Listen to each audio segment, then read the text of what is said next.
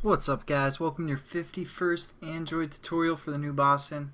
Again with me, Travis. What we're going to do in this tutorial is basically set up a menu for a menu class for the most part.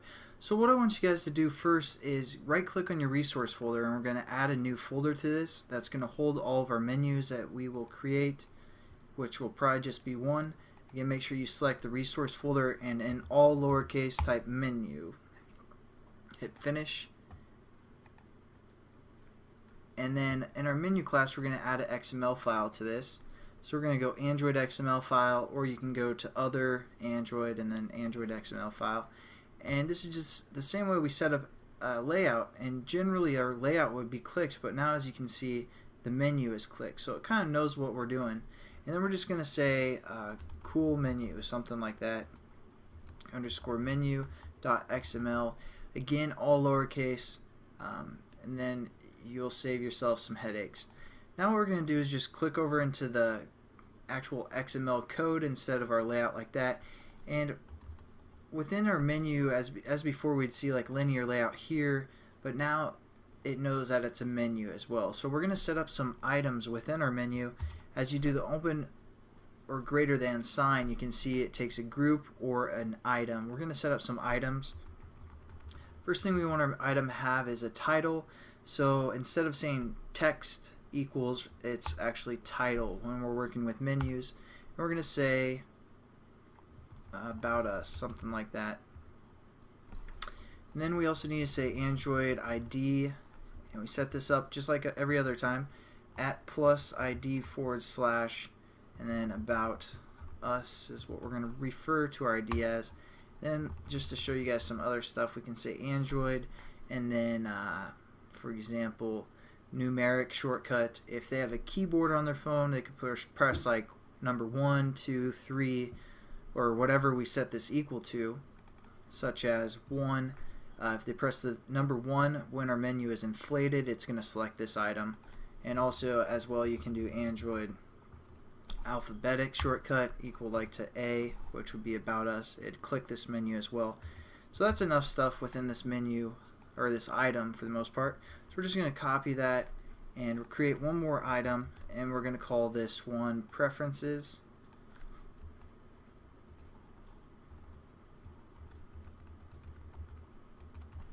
And then for the ID, we're going to say preferences, and then just change. I'm just going to delete these because I don't really care about those for the most part. My phone doesn't have a keyboard, it's just touch screen, so my mouse keeps dying on me, so can't really select stuff as well. Alright, so there we go. Got our 2 items set up. Just exit out of there, and as you can see, we have our menu called cool menu. Now I want you guys to open up the menu class that we set up, and as you guys noticed in the last tutorial, I haven't really thought through this whole tutorial series that much because I was getting that error, and for this one we're kind of going to get an error as well, but it's not going to be a big deal. And I'm also going to minimize all of these methods within here and our variables, and you can do that right here by these buttons next to our blocks of code, and just minimize it, then minimize our onCreate method, minimize our onList item click method, and it kind of cleans up the code. So they're still there, obviously, so you can, maximize and minimize. Then we're just going to go within this bracket here, and we're going to right click, and we're going to go down to source again, override implement methods, and it's not under a list activity, it's under a regular activity. We have a method called on options, what is it? On create options menu. Let's look for, yeah, it's right here, sorry. On create options menu, and that's where we're going to set up our menu for the most part. As you can see, it takes a menu variable within its parameters, and this is where I said I kind of wasn't thinking, for the most part wasn't thinking through. And so basically all it does is it defines a menu variable called menu lowercase, and as you can see, it has the Android.view, so it's kind of more specific, because if we didn't include that, for example, like this, what it be referring to is this class that we set up called menu, which is not what we want. So we probably should have labeled this class something different, like my menu or something, because there's an actual class called menu from the Android SDK. So thankfully it kind of imports that for us as well. It's going to know it's talking about the SDK menu class, not our menu class. And then it's going to set up this variable menu that we can work with, but we aren't going to really worry about that. Now what I want you guys to do is, this is pretty important for now, so delete this return for this first line of code that most likely got imported. Delete that, otherwise we're going to get an error. And I'm just going to leave it there to show you guys, because a lot of times people like watch the tutorials and they get an error and they don't know where they messed up. So I'll show it to you guys one more time that we need to delete that.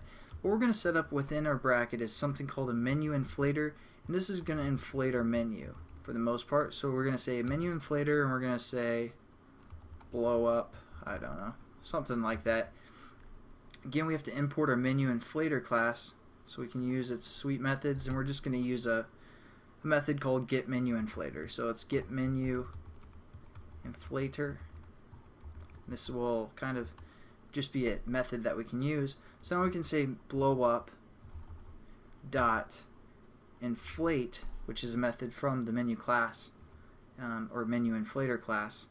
And as you can see, it takes a resource menu item and also a menu item as well. So our resource menu item is what we just set up in that menu class. So we're going to say r.menu, referring to the menu folder and our resources, and then cool menu, and we're good for our first parameter. Again, our second parameter, it gave us some data. We're going to use that data. That gives us, and they labeled that data menu, all lowercase, so that's what we're using there.